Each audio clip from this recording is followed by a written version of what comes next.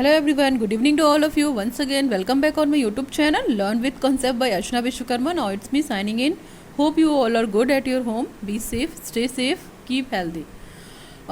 जैसे कि आपको पता है हमारा कोर्स 4 का सीरीज़ चल रहा था लैंग्वेज अक्रॉस करिकुलम, पाठ्यक्रम में भाषा। उससे रिलेटेड हम बहुत सारे वीडियो अपलोड कर चुके हैं। आप अच्छी सी प्लेलिस्ट बनी हुई है, आप चाहें तो वो प्लेलिस्ट दे सकती हैं और अपने एजुकेशन के लिए वहाँ पे हेल्प ले सकती हैं. It will go definitely help for you. And course 4 as well as many language pedagogy subjects regarding English pedagogy के लिए हेल्प कर सकता है आपको ये कोर्स 4 का प्लेलिस्ट. इसके अलावा जितने भी आप टीचिंग से रिलेटेड एग्ज़ाम देंगे वहाँ तो हेल्प करेगा ही करेगा. बस आप वीडियो को प्रॉपर ध्यान से सुनिए कि वीडियो में क्या बोला जा रहा है या क्या कहा जा रहा है, किस कॉन्सेप्ट के रिगार्डिंग बात की जा रही है. तो बेटर है. Now let's start today's topic.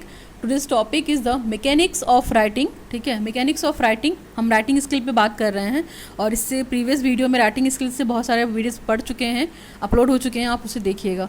Mechanics of writing यानी कि लिखने की रणनीति क्या होती है, बेसिकली हम इसके बारे में बात करेंगे. तो देखिए, आपको अच्छे से पता है कि राइटिंग सबसे टफ स्किल में से एक स्किल है जिसको हम लैंग्वेज की स्किल मानते हैं. Which means in the sense की जो भाषा कौशल है या जो भी आपका लैंग्वेज स्किल है विच इज LSRW. तो LSRW में से सबसे टफ आपको राइटिंग स्किल ही पड़ेगी. क्यों? क्योंकि राइटिंग स्किल की नॉलेज सभी को नहीं होती है. वो जैसे चाहे वैसे लिखने को तो सीख जाते हैं, बट उनका पर्पस क्या होता है, लिखने का प्रोसीजर क्या होता है, मैकेनिक्स क्या होता है, वो नहीं जानते हैं. तो बेसिकली हमें एरर फ्री राइटिंग रिक्वायर्स, मतलब बोल सकते हैं कि एक अच्छी राइटिंग रिक्वायर्स होने के लिए हमारी जो गलतियां हैं वो बिल्कुल जीरो के बराबर हों. तो उसी के बारे में आज हम डिटेल स्टडी करेंगे. वीडियो थोड़ा लेंदी हो सकता है because there are many points, many components regarding the writing skill. So आप प्लीज़ पेशेंस बनाए रखिएगा, वीडियो को देखिएगा, आपको ये टॉपिक ज़रूर से ज़रूर क्लियर हो जाएगा और ये भी टॉपिक आपको हेल्प करेगा आपके आने वाले कोर्सेज़ के लिए. चलिए, लिखने की रणनीति क्या हो सकती है. यहाँ पे है error free writing requires use of good grammar and correct mechanics of writing. देखिए, एरर फ्री का मतलब बिल्कुल जो आपकी राइटिंग हो बिल्कुल एरर फ्री हो. इट मीन्स उसमें कोई भी गलती ना हो. मतलब इसके लिए बेटर होने के लिए क्या, आपको ग्रामर की नॉलेज होनी चाहिए और इसके अलावा आपको करेक्ट मैकेनिक्स आनी चाहिए. किसकी? राइटिंग स्किल की. जब तक आप करेक्ट मैकेनिक्स नहीं जानेंगे राइटिंग स्किल की, आप अच्छी राइटिंग नहीं कर पाएंगे. The following items are included. यहाँ पे कुछ आइटम्स हैं, ठीक है, जो उसमें कंपोनेंट में इंक्लूडेड हैं राइटिंग स्किल के. आप वहाँ पे उसको देख सकते हैं. Components of correct writing. ठीक है, यहाँ पे मैंने बहुत सारे कंपोनेंट लिख रखे हैं. इसके अलावा और भी कंपोनेंट्स हो सकते हैं. जो इंपॉर्टेंट है वो मैंने यहाँ पे मेंशन कर दिए हैं, जिससे पहला स्पेलिंग है, punctuation, italics, numbers, names of person, title of work in the research paper, quotations, capitalization and the personal names. ये ऐसे बहुत सारे आइटम्स हैं, कंपोनेंट्स हैं जो राइटिंग स्किल में आपको हेल्प करते हैं और एरर फ्री राइटिंग के लिए प्रेरित करते हैं. तो इन्हीं स्किल्स को हम डिटेल में पढ़ेंगे. चलिए फटाफट करते हैं. पहला स्किल जो दे रखा है, पहला पॉइंट हमारा है स्पेलिंग. स्पेलिंग का मतलब है यहाँ पे कि आपने वर्तनी या मतलब स्पेलिंग कैसी लिखी है, ठीक लिखी है कि नहीं लिखी है, ये मैटर करता है. यानी कि जो भी आपकी स्पेलिंग है उसमें सबसे पहला पॉइंट दे रखा है कंसिस्टेंसी. कंसिस्टेंसी बरकरार होनी चाहिए. Spelling includes hyphenation should be consistent throughout the research paper except in the quotation which must retain the spelling of the original whether correct or incorrect. देखिए, स्पेलिंग की कंसिस्टेंसी जरूर include होनी चाहिए. जो भी आप वाक्य बना रहे हैं, जो भी आप सेंटेंसेस बना रहे हैं, उसमें हाइफनेशन इंक्लूड होना चाहिए. इसके अलावा जो आप रिसर्च पेपर देते हो तो उसमें जो कोटेशन देते हो वो भी, उसकी भी स्पेलिंग क्या होनी चाहिए, ओरिजिनल होनी चाहिए, चाहे वो इनवैलिड हो या इनकरेक्ट हो. नंबर 2 है कंसिस्टेंसी का मतलब एक तरीके से हम बोल सकते हैं कि जिस पर्पस से हम बात कर रहे हैं उसके रिगार्डिंग हमारी स्पेलिंग कहती हो और हमारा सेंटेंस कहता हो. नंबर 2 है वर्ड डिवीजन. वर्ड डिवीजन का मतलब है यहाँ पे शब्द विभाजन. तो turn off the automatic hyphenation option in our process. आपको पता है कि शब्दों का विभाजन हमारे सेंटेंस में या लाइंस में बहुत मैटर करता है. ठीक है, हमें स्पेस उतना ही देना है 2 शब्दों के बीच में या 2 लाइन के बीच में जितना वो रिक्वायर्ड है. बहुत ज़्यादा स्पेस देंगे तो हमें लिखने की दिक्कत होगी और हमारी राइटिंग स्किल में यूनिफॉर्मिटी नहीं आएगी. तो इसलिए जो आप कभी भी टाइपिंग करते होंगे तो आपने देखा होगा लैपटॉप या कंप्यूटर पे या डेस्कटॉप कंप्यूटर जिस पे भी राइटिंग करते हो आप, तो आप राइटिंग के लिए जो स्पेस देते हो एक बार दबाकर एल्टर वाला बटन, ठीक है, तो उसको यूज़ करते हैं तो 1 फिंगर का स्पेस ऑटोमेटिक आ जाता है. तो that is enough for that. और अगर आप उससे भी नहीं करते हो तो आप अपने फिंगर का भी यूज़ कर सकते हो, टच का भी यूज़ कर सकते हो. नेक्स्ट है आपका है प्लूरल. प्लूरल का मतलब यहाँ पे बहुवचन, जो हम सिंगुलर प्लूरल की बात करते हैं. तो देखिए the plural of English words are form by addition of the suffix O R और ई एस। जो हम प्लूरल यूज़ करते हैं जिसको बहुवचन से सिंगुलर होता है और प्लूरल होता है, ठीक है। तो उसी तरीके से हम सफिक्स यहाँ पे यूज़ करते हैं, प्लूरल में एस भी लगा सकते हैं और ई एस भी लगा सकते हैं। लाइक यहाँ पे दे रखा है लॉज, टैक्सेस, ठीक है, with several exception, example childrens and women, children and women, ठीक है। तो यहाँ पे हम ई एस और एस नहीं लगाएंगे, यहाँ पे हम सीधे सीधे इसका ये चिल्ड्रेन का, चाइल्ड का प्लूरल क्या हुआ, चिल्ड्रेन हुआ, वुमेन का प्लूरल क्या हुआ, वुमेन्स हुआ। इसी तरीके से बहुत सारे ऐसे प्लूरल हैं जिनको हम यूज़ करते हैं जहाँ पे हम एस और ई एस लगाते हैं। लाइक जैसे यहाँ पे देख सकते हो आप बुक है, ठीक है, तो बुक का प्लूरल क्या हो सकता है, बुक्स हो सकता है। और अगर हम बात करेंगे तो वुमेन का वुमेन लिखा ही हुआ है। इसके अलावा आप पेन का देख सकते हैं, ठीक है, पेन का है तो पेन्स हो जाएगा। देखिए तो यहाँ पे जो प्लूरल लगे हैं वो एस लगे हुए हैं, एस हमने सफिक्स में एस लगाया है, ठीक है, ई एस की जगह, और यहाँ पे ई एस, ठीक है। तो ये भी देख सकते हैं आप, इसको भी ध्यान रख सकते हैं, बहुत सारे वर्ड्स हैं। और प्लूरल की बात करेंगे तो जैसे फुट होता है, ठीक है, तो फुट का प्लूरल क्या हुआ, फिट। तो ये सारी चीज़ें आपको याद रखनी चाहिए। प्लूरल वर्ड्स में हम एस लगा सकते हैं, ई एस लगा सकते हैं, और भी ऐसे बहुत सारे हो सकते हैं जिसमें एस एच भी यूज़ कर सकते हैं हम, कभी कभी ई डबल एस यूज़ करते हैं, ठीक है, आई वी ई हटा के ये सारी चीज़ें यूज़ करते हैं। तो इसको आप ध्यान रख सकते हैं, प्लूरल या बहुवचन भी बोलेंगे इसको। नेक्स्ट है हमारा फॉरेन वर्ड्स। फॉरेन वर्ड्स मतलब विदेशी लैंग्वेज या जो भी आप बोलना चाहें, विदेशी शब्द। तो देखिए आपको ये भी पता होना चाहिए, क्योंकि जब हम राइटिंग स्किल सीख रहे हैं तो हमें बहुत सारी स्किल्स का पता होना भी ज़रूरी है, बहुत सारी लैंग्वेज का जानना भी ज़रूरी है। तो उसमें हमारा फॉरेन लैंग्वेज या विदेशी भाषा भी इंक्लूडेड है, ठीक है। ऐसे बहुत सारे फॉरेन वर्ड्स होते हैं, आपने देखा होगा जब भी आप टाइपिंग करते हैं तो वहाँ पे ऑप्शन में लैंग्वेज के में फ़ॉन्ट में ये सारी चीज़ें आते हैं। तो अलग अलग लैंग्वेज है वहाँ पे, अलग अलग कंट्रीज़ की भी हो सकती हैं, स्टेट की भी हो सकती हैं, और कुल मिला के ये फॉरेन लैंग्वेज है जिनकी थोड़ी सी ओरिजिनलिटी आपको भी पता होना चाहिए। जैसे यहाँ पे ई कोले लिखा हुआ, एग्जाम्पल के तौर पे पाइटा लिखा हुआ, टाइटे, लाइकॉन, फहरे, ये सब जो है इंग्लिश वर्ड, ये फॉरेन वर्ड्स अलग अलग बनाने के तरीके हैं, ठीक है। इसके अलावा आप जैसे इमोजी वगैरह यूज़ करते हैं, हम लोगों ने ध्यान दिया होगा, आपने टाइकोन यूज़ करते हैं, ये सब भी कहीं ना कहीं फॉरेन वर्ड्स हैं। और भी ऐसे बहुत सारे फॉरेन वर्ड्स हैं, आप गूगल पे डाल के सर्च करोगे तो आपको बहुत सारे फॉरेन वर्ड्स मिल जाएंगे, ठीक है। यहाँ पे अभी आपके लिए इतनी नॉलेज इनफ है। नाउ नेक्स्ट हेडिंग है हमारा पंक्चुएशन। पंक्चुएशन इट मीन्स विराम। तो देखिए मैंने पंक्चुएशन में यहाँ पे बहुत सारे मार्क्स बना सके हैं। विराम का मतलब यहाँ विराम चिन्ह है, और विराम चिन्ह आपको पता है, पंक्चुएशन आपको पता है कि आपके जो वर्ड का स्ट्रक्चर है, आपके जो सेंटेंस का स्ट्रक्चर है उसको डिनोट करता है। यानी कि दो सेंटेंस है तो आपको पंक्चुएशन मार्क्स लगाएंगे तो आपको पता चल जाएगा कि ये दो सेंटेंस हैं और क्या है, एक दूसरे से अलग हैं, ठीक है।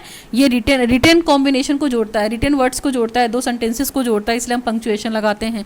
जिससे यहाँ पे देखिए देख रखा है मैंने, पॉइंट लिख रखा है, फिर क्वेश्चन मार्क लिख रखा है, कॉमा लिख रखा है, डबल कॉमा लिख रखा है, डबल डॉट लिख रखा है, फिर सेमी कॉलम लिख रखा है, inverted commas, bracket, hyphen, exclamatory marks. तो ये सारे जो मार्क्स हैं कहीं ना कहीं सब पंक्चुएशन सिंबल्स हैं। और पंक्चुएशन क्लेरिफाइज द सेंटेंस स्ट्रक्चर, मैंने आपको बताया वो क्या करता है, आपके सेंटेंस के स्ट्रक्चर को क्लेरिफाई करता है, बताता है, और दूसरे वर्ड से उसको जोड़ता भी है और अलग भी करता है। ये सारी चीज़ें बताता है। जैसे दो वर्ड्स हमको बोलने हैं तो वो क्या करेगा, कॉमा लगा के उन दो वर्ड्स को, दो लाइन को बोल सकता है, ठीक है। इस तरीके की चीज़ें पंक्चुएशन में हमारा कॉमा आता है, जिसको हम ऐसे डिनोट करते हैं, आप इसको ध्यान रखिएगा। पंक्चुएशन में जो हम कॉमा लगाते हैं तो use a comma before coordinating the conjunction. आप हमेशा कॉमा लगाएंगे जब जो क्या करेंगे, दो वाक्यों को या दो सेंटेंसेस को जोड़ेंगे। एक तरीके से कनेक्टर बोल सकते हैं आप, कंजंक्शन बोल सकते हैं, या अल्प विराम। हम अल्प विराम कहाँ यूज़ करते हैं, जहाँ पे हमें क्या यूज़ करना होता है, एंड यूज़ करना होता है, बट यूज़ करना होता है, फॉर, नॉर, ओ आर, और, एस ओ आर, सो। तो ये सारी चीज़ें जो हैं वो कहीं ना कहीं इंडिपेंडेंट हैं, आपके सेंटेंस को कंप्लीट करती हैं। तो इस चीज़ का ध्यान रख सकते हैं। जैसे यहाँ पे एग्जाम्पल देखिए मैंने ले रखा है, Congress passed the bill but, comma लगा हुआ है ना, Congress passed the bill but, comma, the president rejected it. यानी कि कांग्रेस ने विधेयक पारित किया लेकिन राष्ट्रपति ने क्या किया, इसे अस्वीकार कर दिया। तो ये एक स्टेटमेंट कंप्लीट होता है बट कॉमा लगा के। तो जहाँ पे कॉमा लगेगा वहाँ पे आपको थोड़ा सा पॉज देना है, थोड़ा सा रुकना है, एक ही फ्लो में नहीं बोल देना है कि Congress pass the bill but the president reject it, ऐसा नहीं करना है। आपको थोड़ा सा ऐसे बोलना है, Congress pass the bill, comma, but the president rejected it. यानी कि कांग्रेस ने विधेयक पारित किया लेकिन प्रेसिडेंट ने क्या किया, उसे रिजेक्ट कर दिया। ये कॉमा हुआ, उसका सिंबल याद रख सकते हैं। फिर है नेक्स्ट है use comma two separate words, phrase and clauses in series. एक सीरीज में कॉमा को यूज़ करना पड़ता है आपको वर्डों को अलग करने के लिए, फ्रेजेस को अलग करने के लिए और क्लॉजेस को। मतलब आपको एक सीरीज में वर्ड्स भी मिल जाएंगे, फ्रेजेस भी मिल जाएंगे, क्लॉज भी मिल जाएंगे, जिनको आप कॉमा के माध्यम से अलग कर सकते हो। नेक्स्ट है आपका वर्ड्स या इसी को हम शब्द बोल सकते हैं। तो Boccaccio's tales have inspired plays, films, operas and the paintings। देखिए इस एग्जाम्पल में क्या कह रहे हैं कि जो बेकाको की कहानियाँ हैं उसमें जैसे हमने नाटक की बात की, यानी कि फिल्म की बात की, और ओपेरा और बहुत सारे ऐसे पिक्चर्स की बात की, इसको इंडिकेट करता है। तो देखिए यहाँ पे 3 बार कॉमा लगा हुआ है। देखिए हमने यहाँ पे प्लेस की बात की, फिल्म्स की बात की, ऑपरेट्स की बात की, ठीक है। तो ये सारे भी इंडिकेट करते हैं कहीं ना कहीं कॉमा को। नेक्स्ट है फ्रेजेस। फ्रेजेस में क्या है, Alfred the great stabilized the system of a fortified town, ठीक है, टेकोन recognized the military forces and built a fluent of workshop। यानी कि जो ये वाक्यांश है, आपको वर्ड्स जिसको हम बोलते हैं हिंदी में वाक्यांश बोलते हैं, तो जो ये अल्फ्रेड महान है, जैसे लिखा हुआ है ना, अल्फ्रेड महान ने किलेबंद शहर की एक प्रणाली स्थापित की, और इसके बाद उन्होंने क्या किया, कॉमा लगाया, फिर सैन्य बलों को फिर से संगठित किया, फिर कॉमा लगाया, और कार्यवाहियों को एक छोटा बनाया। मतलब कार्यवाहियों का क्या बनाया, एक बड़ा सा बेड़ा बनाया। यहाँ पे लिखा हुआ ना, तो यहाँ पे कॉमा लगा के 3 सेंटेंसेस हैं आपको, लेकिन ये बात पूरा स्टेटमेंट एक ही है, ये पूरा एक स्टेटमेंट है, बट हमने यहाँ पे 3 बार कॉमा यूज़ किया है चीज़ों को तोड़कर बोलने के लिए। नेक्स्ट हमारा है क्लॉजेस। क्लॉजेस को हम लोग देखिए, क्लॉजेस में यहाँ पे एग्जाम्पल दे रखा है, in the great depressions, millions lost their jobs, business failed and charitable institution closed their doors। यानी कि जो ये क्लॉज दे रखे हैं, तो इसमें क्लॉज में क्या है कि अगर हम बात करते हैं डिप्रेशन या अवसाद, इन अवसाद में क्या होता है, लोग अपनी जॉब खो देते हैं, अपनी नौकरी खो देते हैं, कॉमा, ठीक लिखा हुआ ना, lost their jobs, comma business failed, business भी फेल्ड हो गया, यानी व्यापार में असफलता मिली, ठीक है। इसके अलावा and charitable institution close their door, और जो संस्थान थे, धार्मिक संस्थान ने, उन्होंने अपने दरवाजों को बंद कर दिया। तो ये भी क्या है, एक क्लॉज है, लेकिन इसमें हमने 3 जगह कॉमा यूज़ किया है, यूज़ करके अपने सेंटेंस को कॉपीराइट करने की कोशिश की है और प्रॉपर वे में कहने की कोशिश की है। नेक्स्ट है use commas between coordinator and adjective, that is adjective that separately modify the same noun. यहाँ पे आपको एक कॉमा यूज़ करना है 2 एडजेक्टिव के बीच में जो कोऑर्डिनेशन बनाते हैं, लाइक आप बिटवीन लिखते हैं, आपने देखा होगा। इसके अलावा जैसे इसका एग्जाम्पल दे रखा है, critics praises the novel's unaffected unadorned style। यानी कि अगर देखा जाए तो जो हम बोलेंगे जो एडजेक्टिव यूज़ करते हैं एडजेक्टिव, तो उनके बीच में भी क्या करना है, आपको कॉमा लगाना है, ताकि क्या हो, हमारा जो नाउन है वो क्या हो, सेपरेटली मॉडिफाई दिख सके एडजेक्टिव से। तो यहाँ पे जो एग्जांपल दे रखा है, critics praise the novel's unaffected unadorned style। तो इसमें दे रखा है कि जो आलोचक है, जो नॉवेल मतलब लिख रहा है, उसकी उससे अप्रभावित है, उसके कौन सी स्टाइल से, अनअफेक्टेड शैली से प्रशंसा करते हैं। तो यहाँ पे हम लोगों ने क्या किया, सिंगल कॉमा का यूज़ किया, जहाँ पे क्या है, नाउन क्या हो रहा है आपका, मॉडिफाई होकर अलग हो रहा है, और एडजेक्टिव अलग हो रहा है। देखिए एडजेक्टिव क्या है, यहाँ पे किसी चीज़ को हम क्रिटिसाइज कर रहे हैं। नाउन हमारा क्या हो सकता है, कोई भी अनरेबल स्टाइल हो सकता है, कोई भी उपन्यास हो सकता है। तो इसको आप ध्यान रख सकते हैं।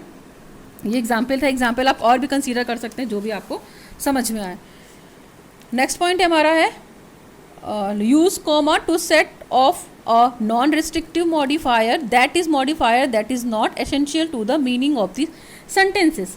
यानी कि कहीं ना कहीं जो ये प्रतिबंधक होता है, जिसको हम क्या बोलते हैं, नॉन प्रतिबंधक, यानी कि गैर प्रतिबंधक, यानी प्रतिबंधक का मतलब होता है किसी चीज़ को मॉडिफाई करके यूज़ करना, ठीक है। तो राइटिंग स्किल हमारी ऐसी होनी चाहिए कि हम क्या कर पाएँ, हमारा सेंटेंस है वो मीनिंगफुल लगे हमें, और उसको मॉडिफाई करके क्या करें, कॉमा के थ्रू हम और उसको बेटर कर सकें। यानी कि वो हमें सेंटेंसेस को मॉडिफाई करने के लिए, नॉन रिस्ट्रिक्टिव सेंटेंसेस जो हैं या रिस्ट्रिक्टिव सेंटेंसेस हैं, तो उनको मॉडिफाई करने के लिए या उनको सेट करने के लिए हमें कॉमा का यूज़ करना चाहिए, जो क्या करेगा, आपके वाक्य को कंप्लीट करेगा, है ना, जो आपके वाक्य के अर्थ के लिए बिल्कुल ज़रूरी है। नेक्स्ट इसमें दे रखा है नॉन डिस्ट्रक्टिव का मतलब एक तरीके से अप्रतिबंधित। तो इसमें क्या देखिए एग्जाम्पल दे रखा है, Isabel Allende comma the children novelist will appear at the art forum tonight. यानी कि इसाबेल आलंडे चिली मूवलिस्ट आज रात कला मंच पे दिखाई देगा। तो ये क्या हुआ, ये नॉन रिस्ट्रिक्टिव हुआ। और रिस्ट्रिक्टिव एग्जाम्पल में क्या देखिए दे रखा है, इसको थोड़ा सा चेंज कर दिया है, ठीक है। द रिस्ट्रिक्टिव फॉर्म में द चाइल्ड नॉवेलिस्ट, यहाँ पे आपका इन्वर्टेड कॉमा हट जाएगा, the child novelist Isabel Allende will appear at the art forum tonight. यानी कि इसने क्या किया, सेंटेंस को एक ही बात में बोल दिया कि इसाबेल अलेंडे चिली मूवलिस्ट आज रात कला मंच पे दिखाई जाएगा। नेक्स्ट है use A comma after a long introductory phrases और क्लॉज। आपको एक कॉमा यूज़ करना पड़ेगा जब भी आप लॉन्ग फ्रेजेस यूज़ करोगे और जब भी आप लॉन्ग तरह के क्लॉजेस बोलोगे या वाक्यांश बोलोगे या वर्ड्स बोलोगे। For example, after years of an anxiety over the families finances Linda Loman looks forward to day the mortgage will be paid off. यानी कि अगर हम फैमिली पे बात करते हैं तो फैमिली पे बहुत टाइम तक डिस्कशन के बाद चिंता के बाद हम क्या जो एस फाइनेंसेस लिंडा लोमेन का कहना है कि गिरफ्तारी के दिन उनका भुगतान किया जाएगा। यानी कि परिवार पर वर्षों की चिंता के बाद कॉमा, ठीक है, एस फाइनेंस, ठीक है, लिंडा लोमेन को लगता है कि दिन की गिरफ्तारी का भुगतान किया जाएगा। तो ये इस तरह के एग्जाम्पल्स दे सकते हैं आप कॉमा के तहत। फिर नेक्स्ट हमारा है सेमी कॉलम। तो सेमी कॉलम का आप चिन्ह देख सकते हैं, सिंबल देख सकते हैं। Use a semi column between the independent clauses not linked by the conjunction.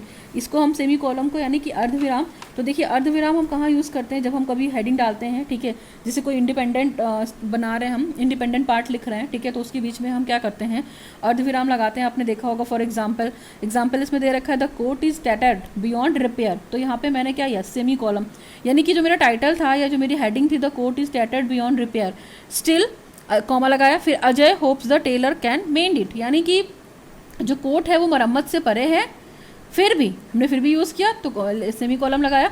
Ajay को लगता है कि दर्जी इसे बना सकता है। कोट मरम्मत से परे है, ठीक है, सेमी कॉलम। फिर भी अजय को, फिर भी के बाद फिर कॉमा, अजय को आशा है कि दर्जी इसे बना सकता है। तो जब हम आइटम कॉमा लगाते हैं तो एक चेन में हमारे आइटम्स लिखे होते हैं, तो उसको हम ब्रेक करने के लिए क्या करते हैं, सेमी कॉलम का यूज़ करते हैं। जैसे हमारा टाइटल हो गया, हमारी हेडिंग होगी, उस तरीके से।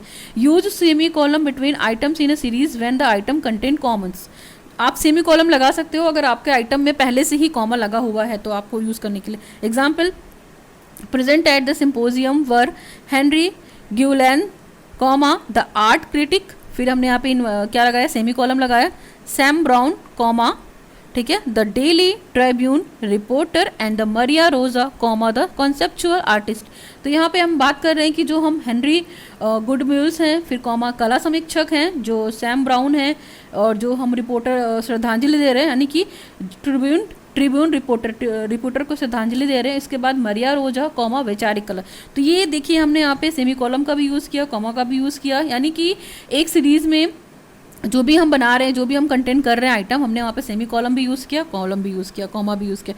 नेक्स्ट है हमारा कॉलन्स। कॉलन्स देखिए यहाँ पे एक बना हुआ है, कॉलन्स का मतलब कॉलन ही होता है और ये दो डॉट से डिनोट किया जाता है। तो the colon is use between two parts of a sentences.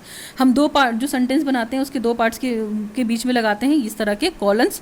When the first part creates a sense of anticipation, जो पहला पार्ट होता है वो सेंस ऑफ एंटिसिपेशन क्रिएट करता है about the follow in the second, और सेकेंड क्या करता है, topic type 1 space after a column, ठीक है। तो हमको एक स्पेस भी बनाना पड़ता है, जैसे हम बहुत लॉन्ग सेंटेंसेस लिख रहे हैं तो उसके बाद हमें क्या करना पड़ेगा, हमें कॉलन लगाना पड़ेगा, ठीक है। जैसे हम, और इसके अलावा देखिए क्या एग्जांपल दे रखा है, यहाँ पे दे रखा है use a colon to introduce a list. इसके अलावा कॉमा करके लिख रखा है an elaboration of what was just said over or the formal expressions of a rule or principle. यानी कि जब हम किसी क्या करते हैं, लिस्ट को इंडिकेट करते हैं, ठीक है, तो वहाँ बड़ा सेंटेंस होता है तो हम कॉमा लगा सकते हैं, ठीक है, कॉमा का यूज़ कर सकते हैं। फिर इसके बाद आप देखेंगे जो अभी कहा गया है उसके बाद एक कॉमा लगाया, तो एक रूल या प्रिंसिपल या किसी भी तरीके की हम फॉर्मल विचार को रिप्रेजेंट करते हैं तो हम क्या कॉलन का यूज़ कर सकते हैं। एग्जाम्पल इसके बाद लिख रखा है लिस्ट। लिस्ट का मतलब यहाँ पे क्या हुआ, आपकी सूची, ठीक है। तो सूची का मतलब देखिए क्या लिखा, the reading list includes 3 Latin American novels. जो रीडिंग लिस्ट होती है यानी कि जो आपका पठन लिस्ट होता है, यानी कि पठन सूची जो होती है उसमें 3 लैटिन अमेरिकी उपन्यास शामिल है यहाँ पे। जैसे यहाँ पे देखिए क्या लिखा हुआ, the death of Artemio Cruz, 100 years of solitude and the green house. यानी कि यहाँ पे 3 चीज़ें दे रखी हैं, ठीक है। एक तो दे रखा है आपको ऑर्टोमियो क्रूज की मृत्यु, दूसरा दे रखा है 100 साल का सॉलिट्यूड, और तीसरा जो दे रखा है ग्रीन हाउस। तो ये क्या है, हमने कॉमा कर करके ये लिस्ट बनाई है और लिखा हुआ है। नेक्स्ट है हमारा इलेबोरेशन यानी कि विस्तार। इसमें क्या है, the plot is founded on the deception, the 3 main characters have secret identities. यानी कि जो क्या होता है, जो देखा जाता है कि हम बहुत सारे प्लॉट्स को डिसेप्शन में देखते हैं, इसके बाद जो हम आइडेंटिटी देते हैं कैरेक्टर्स के बीच में कॉमा करके उसको हम यूज़ कर सकते हैं, उसको बड़ा मतलब उसको बता सकते हैं, एक्सप्लोर करके एलोबरेट करके थोड़ा सा डिटेल में बता सकते हैं। Use a colon to introduce a quotation. हम क्या करते हैं, कॉलन का यूज़ करते हैं जब भी हमें किसी तरह के क्वेटेशंस को यूज़ करना होता है, that is independent from the structure of the main sentence. जो आपका स्ट्रक्चर है मेन सेंटेंस का, उसको कन्वे करने के लिए हम क्या कर सकते हैं, जो मेन हमारा वाक्य होता है या जो मेन हम स्ट्रक्चर फॉर्म करते हैं सेंटेंसेस का, तो वो बिल्कुल इंडिपेंडेंट हो, उसको रिप्रेजेंट करने के लिए हम कोलन का यूज़ कर सकते हैं। Like in the awakening comma Meme Ratinglo exhorts Robert Laban to stop flirting with Edna. She is not, देखिए हमने यहाँ पे यूज़ किया हुआ she is not, हमने एलोबरेशन का सिंबल यहाँ पे लगा था, इसको भी यूज़ किया। she is not one of us, she is not like us। यानी कि अगर हम देखा जाए इन अ वॉकिंग यानी कि जागने की स्थिति में जो आपका ये रेटिंग एंगलन है यानी रॉबर्ट लेबन को एडना के साथ जो ये छिड़खानी या फ्लर्टिंग कर रहे हैं उसको बंद करने के लिए प्रोत्साहित कर रहे हैं। तो हमने यहाँ पे ये क्या यूज़ किया, यहाँ पे हमने जो ये एक्सप्लेनेटरी मार्क आपको बताया था सेमी कॉलम यूज़ किया, फिर उसके बाद कॉमा भी यूज़ किया। तो हम अपने सेंटेंसेस को कंप्लीट करने के लिए ये सारे कॉमास और वो चीज़ें यूज़ कर सकते हैं। फिर है a colon is use after a verb of sing. हम कॉलन का यूज़ कब कर सकते हैं, जब हमारा वर्ब का काम हो जाएगा। However if the verb introduces the certain kinds of formal literacy quotation such as a long quotation set off the from the main text. यानी कि हम एक जब भी लॉन्ग सेंटेंस बनाएंगे या लॉन्ग हमारी वर्ड्स क्रिएट होंगे तो क्या होगा, उसमें हम वर्ब के बाद क्या यूज़ करेंगे, हम कॉमा यूज़ करेंगे, प्रधान जिसको बोलते हैं वो यूज़ करेंगे। इसके अलावा कुछ ऐसे क्या होते हैं फॉर्मल चीज़ें होती हैं, फॉर्मल इंट्रोडक्शन होता है जो हम मेन टॉपिक से बात करते हैं तब होता है। ठीक है, नेक्स्ट हमारा है dashes and the parenthesis. Dashes का सिंबल ये है और पैरेंथेसिस का सिंबल ये है। हम इसको भी यूज़ करते हैं बहुत सारी चीज़ें जब करते हैं। Use a dash to set off the word for the dramatic effect. Specially हम डैश, ठीक है, और पैराथीन जो हम याला कोष्टक बनाते हैं, एक याला बनाते हैं, दोनों को बनाते हैं। तो ये किसी बात को जब हम कोष्टक के अंदर कहना, जैसे हम अपनी बात को छोटे शॉर्ट फॉर्म में कहना चाहते हैं तो पूरी वर्ड लिखने के बाद हम उसको ब्रैकेट में भी कहीं ना कहीं डिफाइन कर देते हैं कि हम ये चीज़ कहना चाह रहे हैं। तो ये बेसिकली ये क्या है, एक ड्रामा मतलब ड्रामेटिक इफेक्ट है ये। ठीक है, उसको जैसे मान लीजिए बात की, जैसे एग्जाम्पल मैं दूँ, उसमें लिखा हुआ I was so exhausted that I fail asleep with in seconds. Dash लगाया यहाँ पे हमने, स्टैंडिंग अप। यानी कि जैसा मैं इतना थक गया था कि मैं सेकंड के भीतर सो गया और खड़े खड़े सो गया। तो ये हमने इतना सेंटेंस दे दिया, लेकिन हमने ये बोल दिया कि हम क्या इतना थक गए थे कि हम सो गए, एक सेकंड के भीतर सो गए, लेकिन कैसे, खड़े खड़े। तो यहाँ पे ये हमने डैश का यूज़ किया। ठीक है, इस चीज़ को ध्यान रख सकते हैं आप। इसके अलावा the pardon from the governor finally arrived dash too late. यानी कि राज्यपाल से जो हमने क्षमा मांगी वो कुछ सेकेंड में आ गई लेकिन लेट आई। ठीक है, कुछ सेकंड में आ गई लेकिन टू लेट हमने लगा के उस सेंटेंस को कंप्लीट किया। तो ये भी यहाँ पे डैश का यूज़ किया। फिर है द कलर्स, इसके अलावा है the colours of the costume blue, scarlet and yellow dash acquire symbolic meaning in the story. अगर हम बात करते हैं जैसे वेशभूषा कलर, यानी कि जो कॉस्ट्यूम है हमारा ब्लू है, सीवरलेट दे रखा है, येलो दे रखा है, तो इस स्टोरी में क्या है, ये एज अ सिंबल यूज़ हो रहे हैं। हम कॉमा कॉमा करके चीज़ों को बता रहे हैं। और जो हमारा मेन टाइटल क्या है, वेशभूषा के रंग, यानी कि कलर ऑफ द कॉस्ट्यूम, ये हमारा टाइटल है और उस टाइटल में ये सारी चीज़ें आ रही हैं। तो यहाँ पे भी हम डैश का यूज़ कर रहे हैं, कॉमा का भी यूज़ कर रहे हैं, ध्यान रखेंगे आप। फिर we use dashes or parentheses to set off a phonetic parenthetical elements that contains a comma and that might be misread if set off within it। यानी कि जो हम ये अल्पविराम या कॉमा या पैरेंथेसिस जो हम यूज़ कर रहे हैं, ठीक है, सेट करने के लिए सेंटेंस को, या इसको हम कोष्टक भी बोल सकते हैं, डैश कोष्टक भी बोल सकते हैं। तो ये एक तरीके से चीज़ों को ख़राब भी कर सकता है अगर आप चीज़ों को समझा नहीं पा रहे हैं, है ना। तो इसलिए आप हमको जहाँ यूज़ करना है हम उसी जगह भी यूज़ करेंगे और इसके लिए आपको पूरी जो राइटिंग की मैकेनिक्स है उसको अच्छे से पढ़ना पड़ेगा। ओके, नाउ नेक्स्ट पॉइंट है हमारा, नेक्स्ट पॉइंट है to set off the extra incidental formation to form the rest of the sentences. जैसे यहाँ पे हमने एग्जांपल दिया है, एग्जांपल में देखिए क्या लिखा हुआ है कि इन 1930 comma the tax on annual income of $4,000। ठीक है, $4,000, इट मीन्स $4,000 का मतलब है, ब्रैकेट में देखिए क्या लिखा है, एक comfortable wage at the time. तो उन्होंने अपनी बात को ब्रैकेट में करके चीज़ों को एक्सप्लेन कर दिया कि ये चीज़ कहाँ हुई थी और कब हुआ था। यानी कि अगर हम बाकी हिस्सों की बात करते हैं तो इसमें क्या दे रखा है, इसमें दे रखा है कि 1913 में $4,000 की वार्षिक आय पर जो टैक्स था वो कितना था, 1 पैनी, मतलब बस 1 पैसा था। लेकिन उन्होंने बताया कि a comfortable ways of that time, है ना, उस समय की एक मजदूरी थी। तो ये चीज़ उन्होंने ब्रैकेट में कहकर बताई है। इसके बाद है हमारा हाइफन्स। हाइफन हम हमेशा यूज़ करते हैं। हाइफन का मतलब आप बोल सकते हो जैसे हम कंपाउंड वगैरह, एक कंपाउंड में कंपाउंड को इंडिकेट करने के लिए हाइफन का यूज़ करते हैं। कंपाउंड सेंटेंसेस जो बनते हैं चीज़ों को जोड़, कंपाउंड सेंटेंसेस का मतलब 2-3 सेंटेंसेस एक साथ बढ़ के जोड़ते हैं, उसमें क्या एडजेक्टिव होता है, इस तरह की चीज़ें होती है। जैसे एग्जाम्पल लिखते हैं तो एक डैश लगाते हैं, हम हाइफन लगाते हैं, ठीक है। जैसे बेहतर हो गया, सबसे अच्छा हो गया, गुड, वेरी गुड, कम अच्छा, इस तरह की चीज़ों को यूज़ करते हैं। तो हम कब यूज़ करते हैं? जब एडजेक्टिव होता है उसके नाउन से पहले। तो ये इस तरह के हाइफन को रिप्रेजेंट करता है। इसमें एग्जाम्पल दे रखा है, देखिए, the light footed burglar silently slipped open the sliding glass door. तो इसमें क्या कह रहा है? जो हल्के पाँव वाला चोर है, जो हल्के पाँव वाला चोर है चुपचाप फिसल कर, मतलब कहाँ चला गया? फिसलने वाले कांच के दरवाजे को खोल देता है। कैसे? हल्के पाँव वाला चोर चुपचाप फिसल कर फिसलने वाले कांच के दरवाजे को खोल देता है। तो ये क्या है? ये जो कंपाउंड सेंटेंस है वो कहीं ना कहीं यहाँ पे डैश भी लग रहा है, हाइफन का भी यूज़ कर रहे हैं और फुल स्टॉप का भी यूज़ कर रहे हैं। तो ये अपनी बात को कह रहे हैं। फिर to divide a word at the end of a line of the writing और टाइपिंग। जब भी हम किसी वर्ड को ड्राइव करते हैं या किसी लाइन में उस शब्द को डिवाइड करते हैं या इसके अलावा उस वर्ड को टाइप करते हैं या राइट भी करते हैं, तो क्या करते हैं? ये देखते हैं कि कौन सी चीज़ कहाँ से डिवाइडेड हो रही है, कहाँ पे हमारी बात आगे जाके बढ़ रही है, ठीक है। When you need to divide a word divide it between the syllables. जब भी हमें ज़रूरत पड़ती है कि एक शब्द को हमें विभाजित करना है या उसकी नीड है, तो इसे सिलेबल्स के बीच में विभाजित करते हैं। फिर नेक्स्ट है use no space on other side of the hyphen. और उसकी दूसरी साइड हमें स्पेस का यूज़ नहीं करना। जैसे ही हम डैश लगाएंगे या हाइफन लगाएंगे उसके तुरंत बाद वो शब्द लिख देंगे। Use a hyphen to join the coequal nouns. देखिए यहाँ पे को इक्वल नाउन्स के एग्जाम्पल्स दे रखे हैं, लाइक स्कॉलर, स्कॉलर के बाद डैश, स्कॉलर इट मीन्स विद्वान, तो स्कॉलर को हम डैश लगा के एथलीट लिखा हुआ है। फिर राइटर डैश लगा के लिखा हुआ है क्रिटिक, ठीक है। ऑथर के बाद सेफ। तो ये जो हाइफन लगा के हमने यूज़ किया उसके बाद हमको डैश नहीं देना है। हम इस तरह की चीज़ों का भी प्रयोग कर सकते हैं। इसमें क्या होता है? को इक्वल नाउन्स होते हैं जो क्या होते हैं? हाइफन लगा के यूज़ किए जाते हैं। नेक्स्ट है अपोस्ट्रोफियस एस। आप जानते हैं अपोस्ट्रोफी का जो एक प्रमुख मतलब काम होता है कि चीज़ों को कैसे बढ़ा देता है सेंटेंस वाइज। जैसे ब्रदर्स, सिस्टर्स, हम इस तरीके की चीज़ों को यूज़ करते हैं। तो a principal function of apostrophe is to indicate the position, ठीक है। नेक्स्ट दे रखा है they are also use in the contraction like can't. ये जो हम वर्ड या सेंटेंस बोलते हैं उसको कॉन्ट्रैक्ट करता है, इट मीन्स छोटा करता है, ठीक है। जैसे यहाँ पे कांट का एग्जाम्पल लिखा हुआ would not, which is rarely acceptable in the research paper. लेकिन ये जो कांट और वुड नॉट, ये सारी चीज़ें हम रिसर्च पेपर में एक्सेप्ट नहीं करते हैं। हाँ, हम नॉर्मल मैकेनिक्स की राइटिंग के लिए यूज़ कर सकते हैं। नेक्स्ट है to form the positive of a singular noun comma add on apostrophe and S. हम अपोस्ट्रोफीज में क्या लगाते हैं? एस लगाते हैं। तो इस चीज़ का हम ध्यान रखते हैं, ठीक है। जैसे सिंगुलर नाउन यूज़ कर रहे हैं, कॉमा लगा के फिर अपोस्ट्रोफीज एस लगा सकते हैं।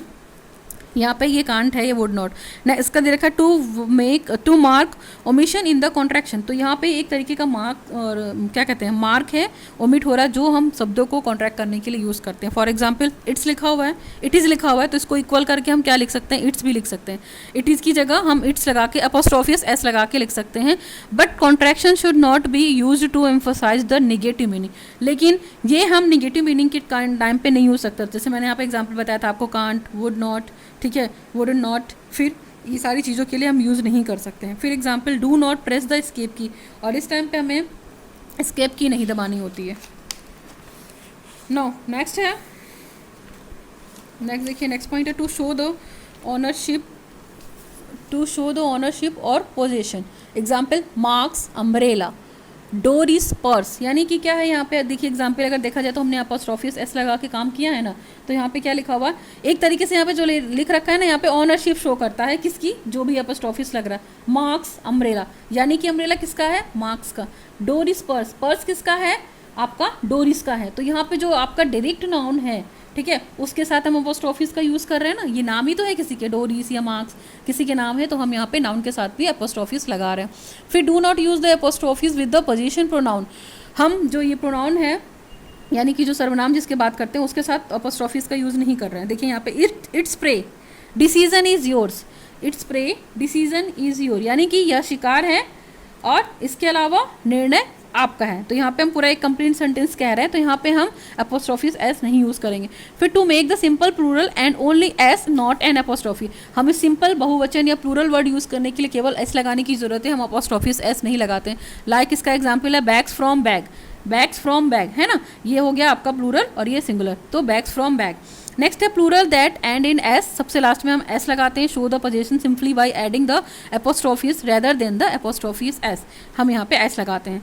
For example her parents home, तो हमने यहाँ पे क्या किया, यहाँ पे हम प्लूरल नहीं लिखेंगे पेरेंट्स का ना, ठीक है। पेरेंट्स में कौन आ गया, आपके मदर फादर आ गए, तो यहाँ पे हम प्लूरल नहीं लिखेंगे पेरेंट्स का, यहाँ पे एपोस्ट्रोफीज एस लगा के बताएंगे हर पेरेंट्स होम, यानी कि क्या है, मतलब हर पेरेंट्स होम उसके माता पिता का घर। नेक्स्ट नोट में क्या करके लिखा, do not use an apostrophes to form the plural of an abbreviation of a number. जैसे हम बहुत सारे एब्रीविएशन यूज़ करते हैं तो वहाँ पे हम अपोस्ट्रोफीज एस का यूज़ नहीं करेंगे। लाइक देखिए यहाँ पे PhDs लिखा हुआ है, 90s लिखा हुआ है, MAs लिखा हुआ है, फोर्स लिखा हुआ है, TVs लिखा हुआ है, लेकिन यहाँ पे हमको क्या अपोस्ट्रोफीज नहीं यूज़ करना है, इस चीज़ को आप ध्यान रखिएगा।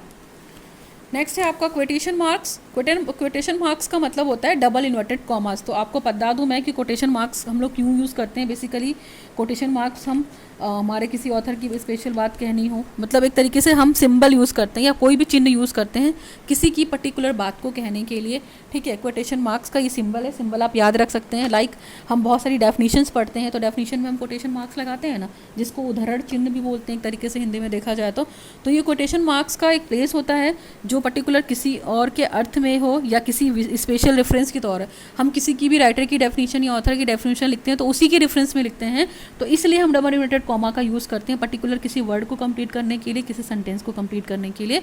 और ये डबल इन्वर्टेड कॉमा इसलिए लगाया जाता है ताकि उनकी बात जो हो रही है वो उन्हीं के हिसाब से रहे, हम उसमें अपनी बातों को ऐड नहीं करेंगे। जब भी हम डबल इन्वर्टेड कॉमाज में किसी की बात लिखेंगे, like according to Mahatma Gandhi या अकॉर्डिंग टू एरिस्टोटल, प्लेटो, किसी का भी डेफिनेशन लिखेंगे तो हमने डबल इन्वर्टेड कॉमा ये इंडिकेट करता है कि पर्टिकुलर ये उन्हीं की डेफिनेशन है, इसमें किसी और का हस्तक्षेप नहीं है, ठीक है। इस चीज़ को ध्यान रखेंगे। और इस तरह की डेफिनेशन का यूज़ हम मिसयूज़ नहीं होगा जब भी हम डबल इन्वर्टेड कॉमास करेंगे, पर्पसफुल होना चाहिए जो भी हम सिंबल्स यूज़ करेंगे। For example their friends, double inverted commas यहाँ पे ब्रॉट अबाउट देयर डाउनफॉल। तो देखिए फ्रेंड्स को हम लोगों ने यहाँ पे डबल इन्वर्टेड कॉमा किया है, यानी कि क्या, उसके जो दोस्त हैं उनके मतलब उनके पतन के बारे में या उनके डाउनफॉल के बारे में हमको नहीं बताया, दोस्तों, ठीक है। तो ये क्या है, दोस्तों में बहुत कुछ आ गया। नेक्स्ट है quotation marks are not needed after so called, ठीक है। तो सो कॉल्ड जब हमें लिखना होगा तो हम डबल इन्वर्टेड कॉमा का यूज़ नहीं करेंगे, यानी कि सो कॉल्ड का यूज़ हम जैसे कोई स्टोरी बता रहे हैं या सो कॉल्ड बोलते हैं ना बीच में कि सो कॉल्ड, इसके बाद हम क्या करेंगे, डबल इन्वर्टेड कॉमास नहीं यूज़ करेंगे। नेक्स्ट है आपका their so called friend brought about their downfall, यानी इसलिए नहीं बताया कि उसके दोस्तों के बारे में हम जानते थे या उनके दोस्तों का पतन हो गया। तो ये सारे ऐसे वर्ड्स हैं जहाँ पे हमें यूज़ नहीं करना है। Use quotation marks for a translation of a foreign word और फॉर पर्टिकुलर, हम कोटेशन मार्क्स इसलिए भी यूज़ कर सकते हैं कि जो फॉरेन वर्ड्स होते हैं उनके ट्रांसलेशन के लिए यूज़ कर सकते हैं। द फर्स्ट आइडियोमेटिक स्पेनिश, ठीक है, Spanish expressions I learn was years to do in humour. जैसे ये फॉरेन वर्ड्स है तो यहाँ पे ब्रैकेट में क्या लिखा हुआ है, to go up in smoke, यहाँ पे स्लोगन के फॉर्म में आइडियोमेटिक फॉर्म में लिख दिया है स्पेनिश एक्सप्रेशन ये। तो इसका मतलब क्या हुआ, जो ये फॉरेन वर्ड्स हैं, जैसे यहाँ पे मुहावरा लिखा हुआ है जिसको हम बोलते हैं स्पेनिश, जो उसका एक्सप्रेशन ये मुहावरे के फॉर्म में है कि जो मैंने सीखा था धुएं में ऊपर जाने के लिए। तो ये एन ह्यूमर का सेंटेंसेस था, तो ये क्या है, इस चीज़ को मॉडिफाई करने के लिए यहाँ पे इन्होंने ये बात की, मुहावरेदार बात की, ठीक है। तब भी जब हम मुहावरा बनाते हैं, आपने देखा होगा, उसको हम डबल इन्वर्टेड कॉमा में लिखते हैं, फिर उसका सिंपल मीनिंग बताते हैं, फिर सिंपल मीनिंग बताने के बाद क्या करते हैं, सिंपल मीनिंग बताने के बाद उसके वर्डों को एक्सप्लेन करते हैं या बताते हैं। नेक्स्ट है स्क्वायर ब्रैकेट, जिसको हम बड़ा ब्रैकेट भी एक तरीके से बोल सकते हैं। स्क्वायर ब्रैकेट का देखिए हम यूज़ करते हैं बहुत सारी जगहों के लिए। Use square bracket around the parenthesis with the parenthesis so that the level of subordination can be easily distinguished. देखिए यहाँ पे आप इस एग्जाम्पल के तहत समझ सकते हैं कि पैरेंथेसिस है क्या बेसिकली और उसको हम यूज़ क्यों करते हैं। तो यहाँ पे जो लिखा हुआ है उसको आप देख सकते हैं। यहाँ पे लिख रखा है the sect known as the Jansenists, bracket में लिख रखा है आफ्टर कोरोनेलिस जेंसिस, फिर ब्रैकेट में हमने लिख रखा है 1585 to 1638 ब्रैकेट, यानी कि square bracket faced opposition from the both the king and the pope. यानी कि यहाँ पे जो आपका दे रखा है बेसिकली स्क्वायर ब्रैकेट की अगर हम बात करते हैं तो स्क्वायर ब्रैकेट हम तभी यूज़ करते हैं जब हमें पर्टिकुलर किसी सन की बात करनी होती है या किसी तरह की चीज़ों की बात करनी होती है, तो स्क्वायर ब्रैकेट को हम लोग यूज़ करते हैं। और स्क्वायर ब्रैकेट बेसिकली सन को इंडिकेट करता है, या आप बोल सकते हैं, है ना, जो स्क्वायर ब्रैकेट आपका दे रखा है। तो इसमें एक तरीके से ब्रैकेट के भीतर चारों मतलब जो हम लगा रहे हैं ये कहीं ना कहीं आपके लेवल को आइडेंटिफाई करता है। जैसे यहाँ पे दे रखा है एग्जांपल जेनेसिस है ना, यानी कि कार्लेनियस जेनेसन 1585, फिर ब्रैकेट में लिखा हुआ 1638 के बाद नाम से जाने जाने वाले संप्रदाय ने राजा और पोप को स्नान करने के लिए क्या किया, मजबूर किया। ठीक है, तो यहाँ पे हमने क्या स्क्वायर ब्रैकेट का यूज़ किया। फिर स्लैशेस जो थोड़ा सा तिरछा होता है, जिसको हम कहीं ना कहीं थोड़ा सा विकर्ण भी बोल सकते हैं, तिरछा। ये क्या होता है, एक तरीके से डायगनल होता है। It is rarely necessary in the formal prose, ये इसकी बहुत कम ज़रूरत पड़ती है प्रोज में देखा जाए तो। In quotation of a poetry the slash has a place mainly between the two terms. अगर हम पोएट्री की बात करते हैं तो ये दो शब्दों के मध्य या दो वर्ड्स के मध्य यूज़ किया जाता है, बीच में यूज़ किया जाता है। पेयर्ड एज अ अपोजिट, जैसे अपोजिट वर्ड है उसके लिए यूज़ किया, अल्टरनेटिव की फॉर्म में यूज़ कर सकते हैं। And use together as a noun, and noun के बीच में यूज़ कर सकते हैं। यानी कि स्लैश जो है बेसिकली दो शब्दों के बीच में, ठीक है, अपोजिट या ऑप्शनल रूप में जोड़े जा सकते हैं। इसके अलावा जो नाउन दे रखा है उसके लिए यूज़ कर सकते हैं। तो ये स्लैश का यूज़ हो गया। आपने जैसे मैंने यहाँ पे एग्जांपल दिया हुआ है तो आप उसको देख सकते हैं कि एग्जांपल में ये क्या लिखा हुआ है। The writer discussed how fundamental oppositions like good, यानी कि फिर हमने स्लैश लगाया, फिर ईविल कॉमा ईस्ट और वेस्ट एंड एजेड और young affect the way cultures view historical event.